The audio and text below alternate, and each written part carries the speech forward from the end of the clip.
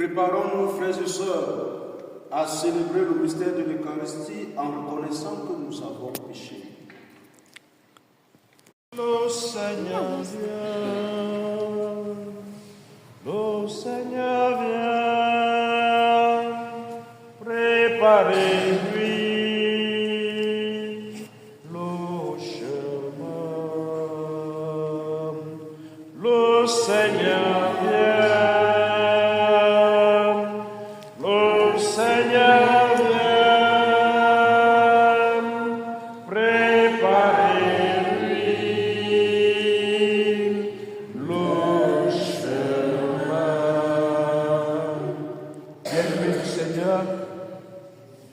Nous voici en ce premier dimanche du temps de l'Avent de l'année liturgique. C'est dimanche qui nous introduit dans une nouvelle année liturgique. Dimanche passé, nous avons célébré avec beaucoup de joie le Christ sous le titre de roi de l'univers. Et aujourd'hui, nous débutons une nouvelle année liturgique. Année qui nous prépare non seulement à revivre l'histoire de notre Seigneur Jésus-Christ, mais une fois de plus, à nous préparer à l'accueillir. Parce que chaque fois, il revient dans nos vies. Chaque fois, il naît au milieu de nous comme un tout petit enfant. Célébrer le temps de l'Avent, comme cela signifie ce qui vient ou ce qui viendra, c'est pour nous chrétiens un temps qui nous est accordé à préparer la venue du Seigneur. Préparer la venue du Seigneur, c'est comme une mère qui se retrouve, une femme qui se retrouve enceinte et qui attend la venue de son bébé. Qui de nous n'est pas content lorsque son ami ou son épouse vient lui annoncer qu'elle attend un nouveau bébé? Et nous faisons tout possible pour que cet enfant, lorsqu'il va naître, puisse naître dans les meilleures conditions possibles.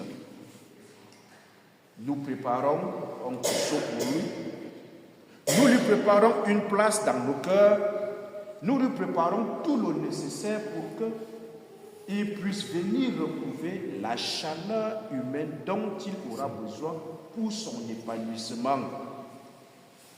Nous lui préparons tout un petit lit où il va dormir et où nous allons le chanter chaque jour des berceaux pour qu'il puisse trouver cette tranquillité et se sentir bien accueilli.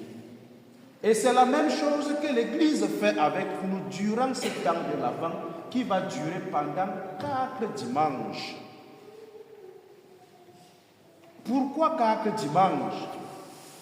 Et chaque dimanche porte sa signification, d'où la couronne de l'Avent que nous avons devant nous.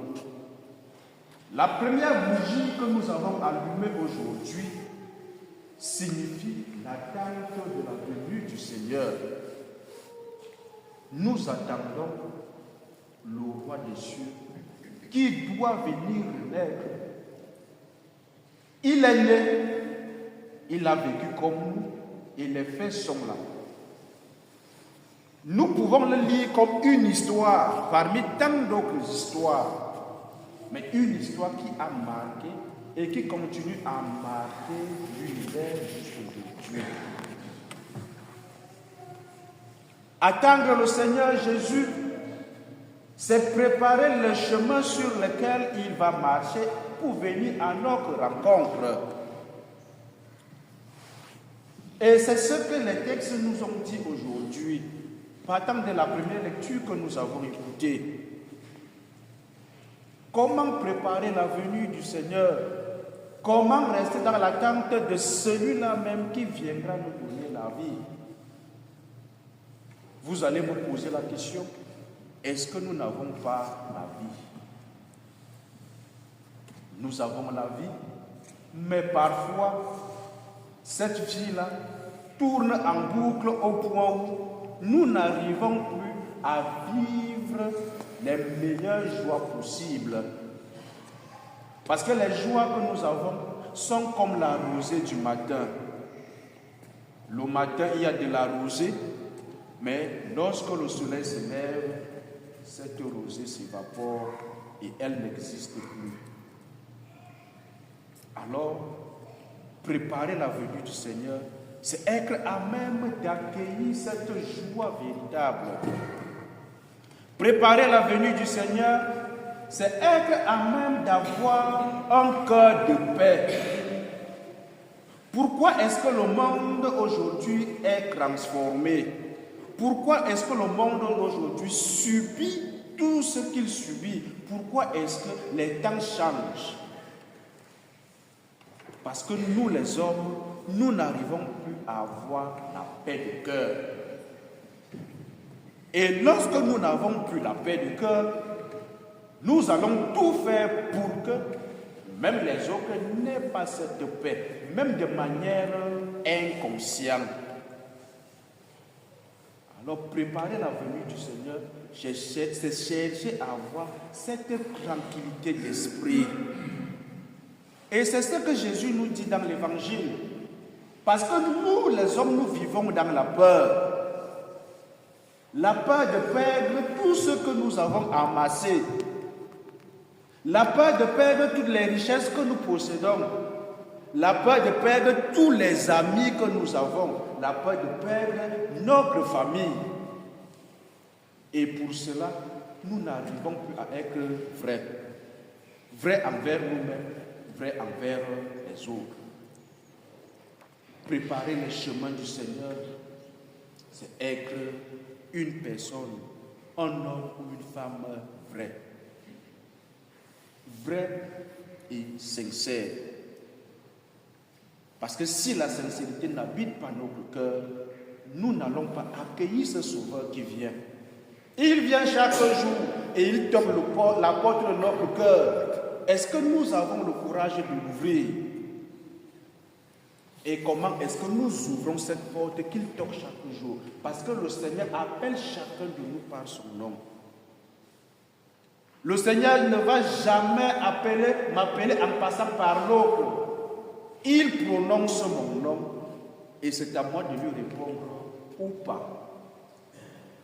Alors, pour que nous soyons ceux-là qui vont accueillir et qui vont bien vivre la Noël que nous préparons, chacun de nous est appelé à être un être humain, une personne humaine, pleine de qualités et aussi de faiblesses. Transformer ces faiblesses pour que ceci soit en quelque sorte un trésor pour l'humanité. Parce que si je ne transforme pas mes faiblesses, je serai un poids pour les autres. Je vais croire que la vie que je mène, c'est le résultat des autres. Alors je risque de vivre à la je m'en fous et à la fin, aimer que des regrets. Préparer le chemin du Seigneur, c'est avoir l'humilité de cœur, l'humilité d'esprit, l'esprit de savoir se rabaisser. Parce que chacun de nous est capable d'apporter un bien pour l'autre. Et c'est ce qui nous manque aujourd'hui. Tellement nous nous croyons intelligents, tellement nous nous croyons sages, tellement nous nous croyons possédons tout, que nous n'admettons même plus que l'autre peut apporter ne serait-ce qu'un petit plus dans ce que nous avons. Alors, nous devons avoir cette humilité. Socrate disait-il, je sais une chose, c'est que je ne sais rien. Alors si je ne sais rien, le savoir pour moi sera toujours une école. À chercher à comprendre les choses, non pas seulement pour comprendre, mais pour les intégrer en ma petite personne et pour créer l'harmonie, la joie et la paix autour de moi. Et c'est ça que Jésus nous dit dans l'Évangile. Ne vivez pas comme des gens qui n'ont pas une espérance.